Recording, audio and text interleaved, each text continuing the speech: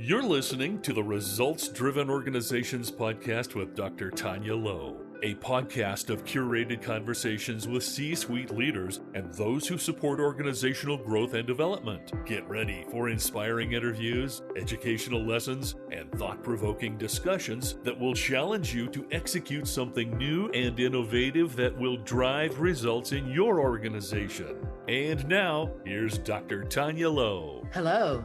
You're listening to episode 002 of the Results Driven Organizations podcast with Dr. Taunya Lowe.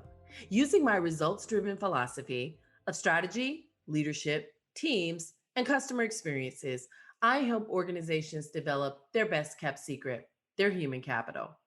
In 2019, I released my second book, Results Driven Organizations, The 4 Keys for a High-Performance Workplace. And this podcast is designed to expand the conversation with C-suite leaders and those who support organizational growth and development, and what it really takes to create, develop, and maintain results-driven and high-performing organizations.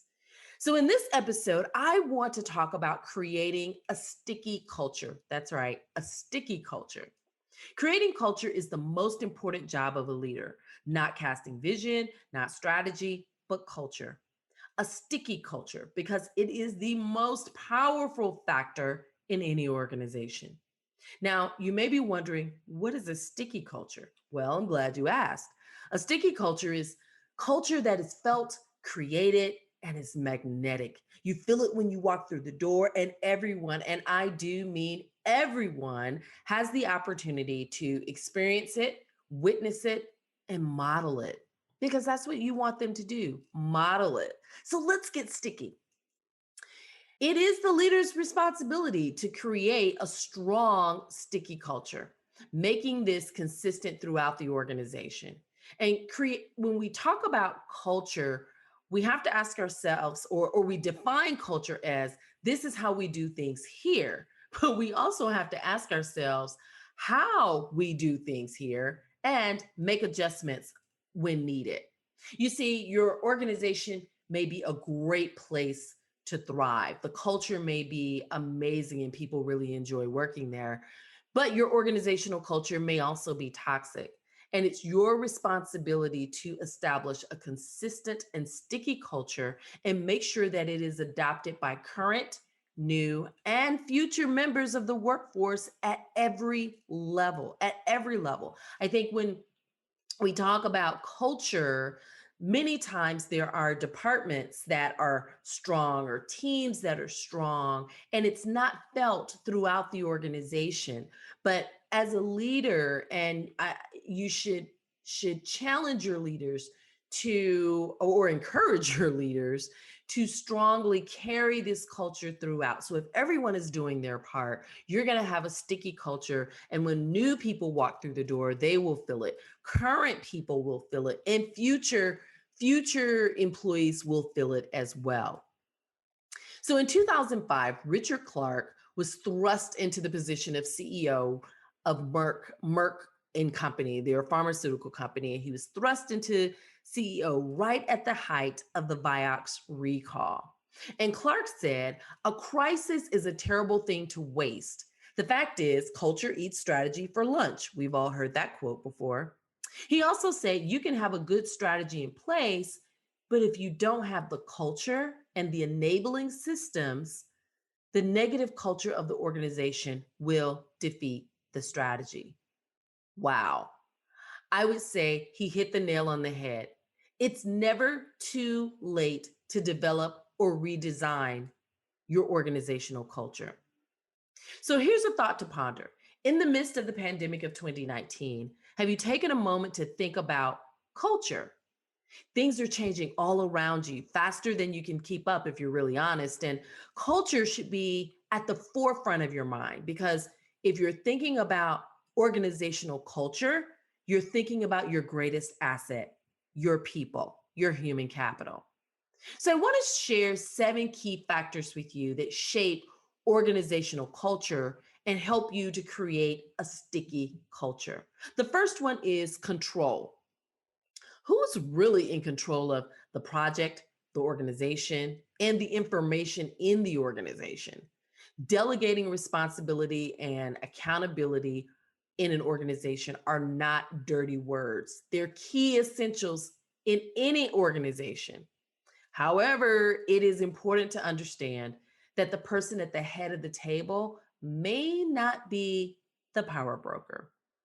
In Sam in Sam Chan's Dr. Sam Chan's book, he describes this as it's a power play, and it's really important to understand. It's really important to acknowledge where turf wars exist around information and processes.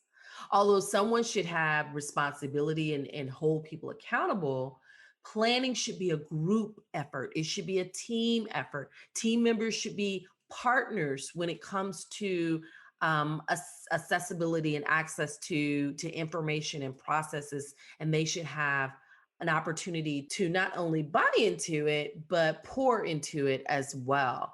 This reminds me of when I worked for a county health department years ago, and I go into communities with a list of the community leader's name, and I'm doing air quotes there. And it was so interesting to me because I quickly learned that the person's name on the list was not the real person who had the power or the authority to make decisions. It was always someone else who they didn't have the title, but they were clearly the leader of this community. This is where cross training is so critical. We want to make sure that there are no blocks when it comes to delegating and the accountability around information and processes. So you want to make sure that you manage control. Number two is understanding. Understanding is the why behind the what.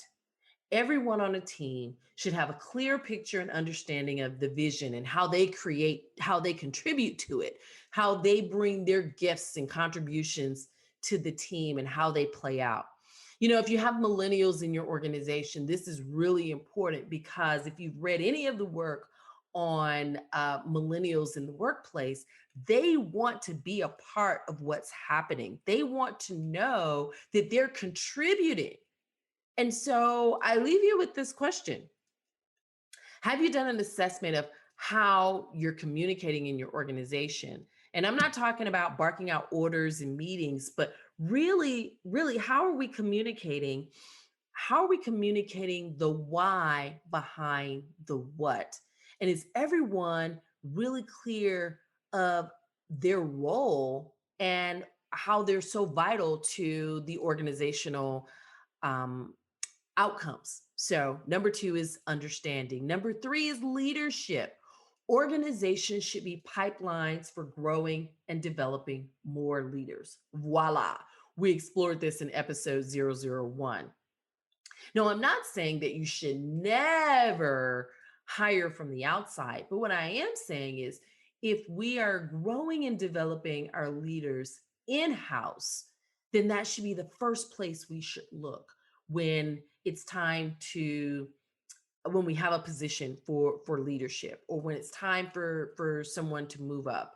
We should look within our organization. And many organizations are challenged with that because they haven't done the work. They haven't created a culture where people are growing. They're doing, but they're not growing. Number three is leadership. Number four is trust. Everything good and bad in an organization thrives on trust. Is your organization a safe place? Trust is the glue that makes everything good possible. Trust is fluid and it takes time to build, but it can be destroyed in an instant. So think about how you handle these situations. Situations that aren't handled well can shatter trust. And so think about it for a minute. Do people feel safe in our organization?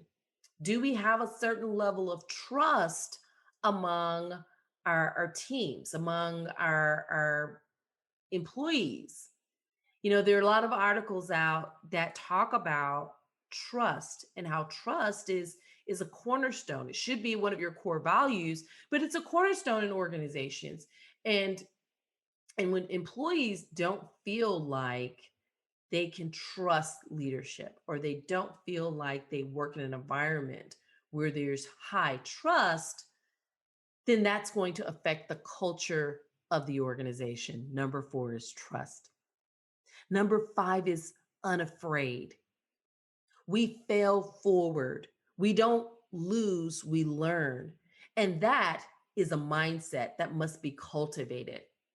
It truly is, or it should be ingrained in your culture. Organizations with healthy teams foster the perspective that failure isn't a tragedy and conflict isn't the end of the world. It's really how we manage the energy around conflict. Many times, middle managers and leaders will avoid conflict at all costs. But if we just stick with the conflict and we listen and we communicate and we listen, there's some beauty that can come out of that conflict. Great leaders encourage different opinions, views, and thoughts. But in order to create this concept, you must sequester the organizational bullies, because organizational bullies create an environment where people are afraid. They create an environment where there's no trust. And so you must sequester them, because they will damage the sticky culture. As a matter of fact, if organizational bullies are not harnessed, if they're not um, put in their place, for lack of a better word, then the what will become sticky is that mindset. That will become sticky and it will play out in your organization. And that's not what you want. Because when organizational bullies are in place, they really drive out your true talent. Unafraid, number 5. Number 6 is responsive. Responsive teams don't focus on big goals and sweeping strategies. They develop the habit of taking care of the little things, like returning calls promptly and responding to emails and communicating decisions to everyone who needs to know when he or she needs to know. Responsiveness is consistent. It's a consistent process for collaborating with open lines of communication. I remember when I worked for the government, and I wanted to be different. I had heard so many things about working at the state office, and one of the things was the how the culture was, or at least the appearance of the culture, where people were not available. And I would get calls from time to time. Well, a lot of calls. I would get calls, and people would be so surprised that I would answer my own phone, or I would call them back with an answer. Or if I didn't have the answer, I would refer them to someone, or I would spend time strategically thinking them through their issue. And they really appreciate it. There was one time when someone said, "I can't believe you answer your phone," or "I can't believe you called me back on the same day." That was something that was a part of my personal core values. And I didn't want to be a part of the bigger picture of how people felt about the department. So when they thought about me and they thought about my department, they thought about responsiveness. Find out, how responsive are people in your organization when it comes to addressing the little things? Are they making people wait needlessly when they could just make it a part of their everyday to be responsive to teammates and customers? Number 6 is responsive. And number 7, finally, is execution. Execution is working from top to bottom to meet outcomes. Execution is each person being crystal clear about their role and how they connect to the project. We've all been there at one point or another in our careers when time is spent on a goal or a deliverable and things just don't happen as expected. Ambitious year-end targets are missed, improvement curves continue to shift to the right, people are leaving the organization, and we're left asking ourselves some key questions like, what has gone wrong and why? Are the goals too aggressive? Are the visions and strategies inadequate? Have we included the right people at the table? Are middle managers unable to execute? Well, if your answer is yes to any of these questions, then you also need to ask yourself why. Why are our goals too aggressive? Why are middle managers unable to execute? Why are people leaving our organization? And flush it out until you have the real answer.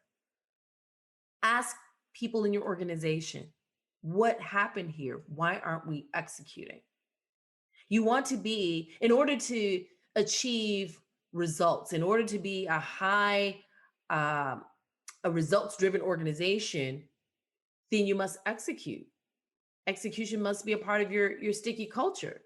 But if there are things that are blocking execution, you must find out what those things are and fix them as soon as possible. All of these questions that you're going to ask yourself, they're great. But I also believe that when it comes to execution, one of the important factors in that is strategic alignment. Strategic alignment has several advantages once it's implemented and it's practiced and it's modeled. So some of the benefits of strategic alignment are allowing an efficient use of usually scarce resources. Now, what that means is people who are really busy, people that are working on specific projects in an organization are oftentimes not pulled in on our execution goals, on our execution outcomes. And so we have to, they're a scarce resource, but we have to allow them time to be a part of this goal because they probably have something vital to contribute. So not overlooking our scarce resources, allowing an efficient use of them. And before you can allow an efficient use of them, you must know who they are and where they are and bring them to the table.